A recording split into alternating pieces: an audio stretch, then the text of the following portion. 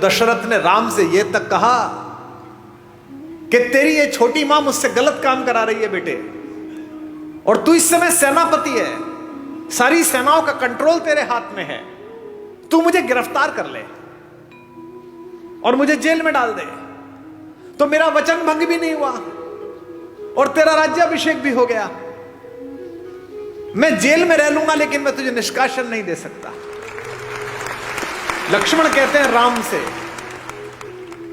कि ये तीर, ये धनुष कंधे पे लटकाए घूमते हो, सुबाहु खरदूषण को मार के आए हो, बड़े वीर बनते हो, घर में अत्याचार हो रहा है, अनाचार हो रहा है, चुप बैठे हुए हो। कह रहे वलकल्ला वनवास जाऊंगा, मैंने कैसे भाई की पूजा की, कैसे नायक हो। जब तुम कहते हो मेरे बड़े भैया कि मैं अत्याचार सहन नहीं करूंगा, तो अत्याचार तो यही हो रहा है घर में, तो तीर उठाते क्यों नहीं हो। राम ने कितनी अद्भुत बात कही। राम कहते किस पर तीर उठाऊं, इस मां पर बचपन में जिसका सपना देख के इसके पास आकर सोया हूं, इस पिता पर जिसने सुबह अपने बाल बनाते समय एक सफेद बाल देखा और उस बाल को देखकर गुरु वशिष्ठ के घर गए और कहा कि अब बस मेरा राज्य समाप्त हुआ, राम को दे दीजिए।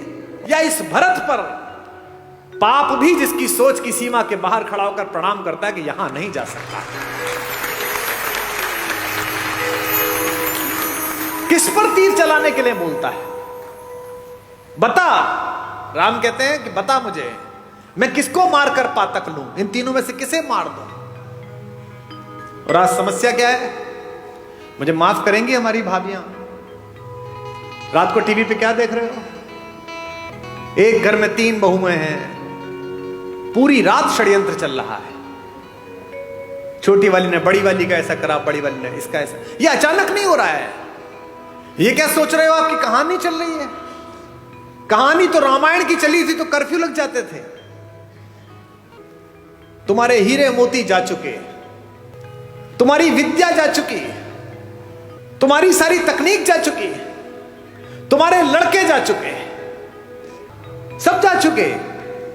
तुम्हारे पास एक चीज बची है जिसे छीनने के लिए पागल है पश्चिम, और वो चीज है तुम्हारा परिवार, तुम्हारे संस्कार। अब इस पर डाका डालने की कोशिश है।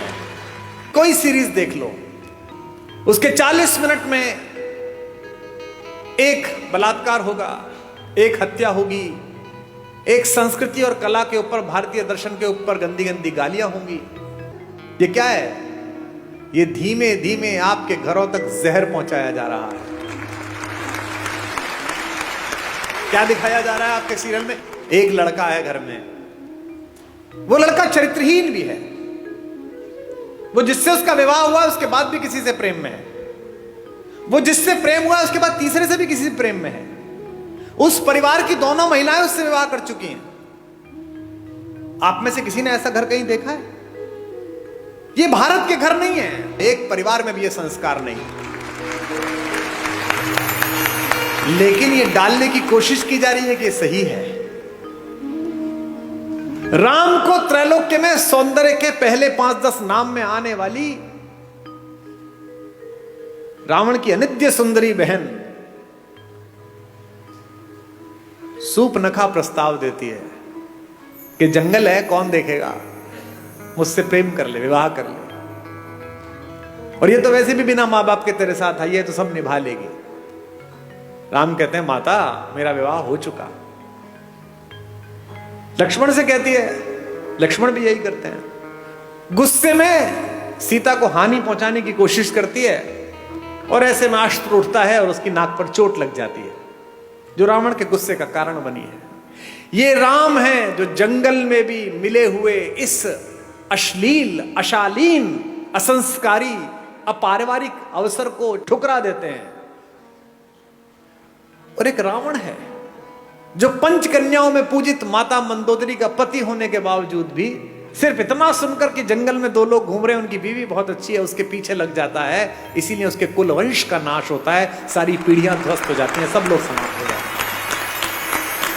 मैं केवल ये सोचता हूं कि अगर मेरे बोलने से 10 लोग, 20 लोग, 50 लोग, 100 लोग भी गुणात्मक परिवर्तन जीवन में हो जाए तो बढ़िया बात हो जाएगी। एक सज्जन ने मुझे चिट्ठी लिख कर दी, ऐसे ही जैसे ये चिट्ठी आई है,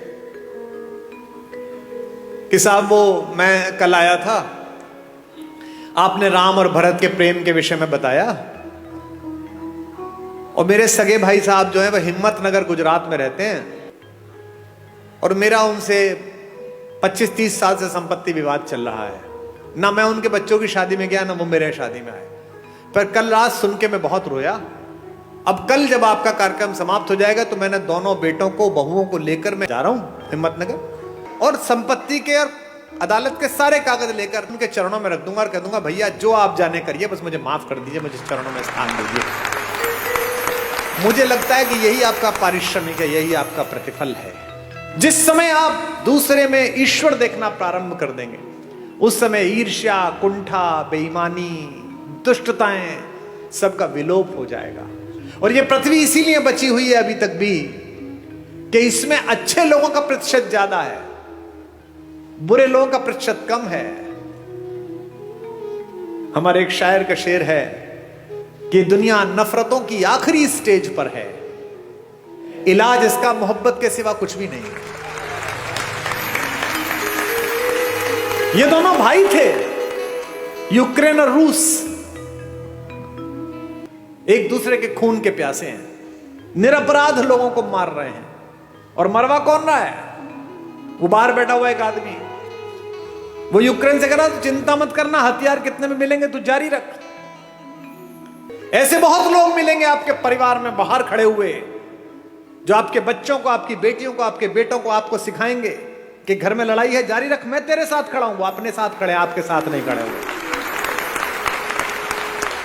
जो भी व्यक्ति ऐसी बात करता मिले कि चिंता मत करना, मैं तेरे साथ खड़ा हूं, अपने भाई के खिलाफ हो जा, बहन के खिलाफ हो जा, मां के खिलाफ हो जा, समझना कि वो आपके साथ नहीं खड़ा है।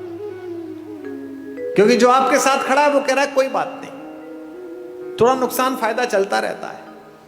राम से सब छिना लेकिन सब मिला। इसीलिए मैं बार बार अपने सत्र में एक बात कहता हूं, महत्वाकांक्षा खूब रखिए, लालच शून्य रखिए। ये जो आपके पास है, इसे जब तक पर्याप्त मानते रहोगे तब तक खुश रहोगे। जिस दिन दूसरे के पास जो है उसको प्राप्त करने की कोशिश करोगे, उस दिन कष्ट में आ जाओगे। टेलीविजन पर क्या विज्ञापन आ रहा है? ये दो भाई बहन बैठे हैं, ये एक मामा जी बैठे हैं, एक माता बैठी है। इनमें प्रेम की क्या कमी है भैया? 2 शताब्दी से ज्यादा का प्रेम है दोनों का एक दूसरे से, भैया बहन का। हमको क्या सिखाया जा रहा है? रक्षाबंधन से 5 दिन पहले एक डायमंड की कंपनी आती है, वो कहती है इस रक्षाबंधन बहन को ये हीरा दे दो। हमको क्या सिखाया जा रहा है करवा चौथ पर? ये डायमंड दे दो। यहां तक कि घर में हम कौन सा कुकर खरीदे, इस पर भी प्रेम। जो बीवी से करे प्यार, वो इस फला कुकर से कैसे करे इनकार?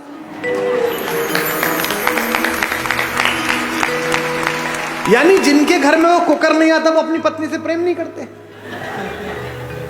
मेरे घर में शुरू में कुकर नहीं था, तो मेरे पिता ने मेरी मां से प्रेम नहीं किया। कैसी मूर्खतापूर्ण बात है। साधनों से अगर प्रेम होता, अगर साधन प्रेम का प्रतीक होते, तो राम पिछड़ जाते, रावण जीत जाता।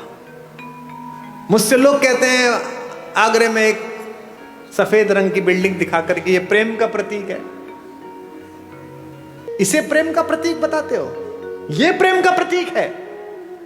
अरे प्रेम का सबसे बड़ा प्रतीक तो समुद्र के नीचे इकट्ठे हुए वो पत्थर है जिन पर मेरा राम चल कर गया।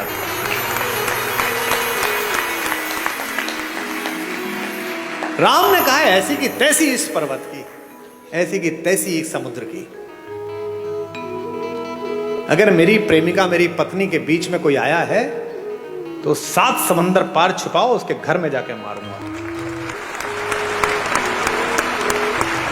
ये प्रेम है, इसे प्यार कहते हैं। प्रेम साधन पर कैसे निर्भर हो गया? महिलाएं एक दूसरे से पूछती हैं इस बार करवा चौथ पे क्या दिलाया, इस बार एनिवर्सरी पे क्या दिलाया। नहीं, उपहार देने चाहिए, लेने चाहिए, अच्छी बात है, पर इससे प्रेम कैसे जस्टिफाई हो रहा है? कोई ज्योतिषी बता सकता है कि इस वाली शादी में इतने कैरेट का हीरा दे दो, इसके बाद तलाक नहीं होगा? बता सकता है? नहीं बता सकता। लेकिन अगर माओ ने बेटियों में संस्कार डाले हों कि जिस घर जा रही हो उस घर में जो मां है वो भी मां ही है, अगर पिताओं ने पुत्रों में संस्कार डाले हों कि जिसकी बेटी इस घर में आ रही है उसका उतना ही अधिकार है जितना तेरा इस घर पर अधिकार है, तो हीरे की जरूरत ही नहीं है, घर ही अयोध्या बन जाएगा।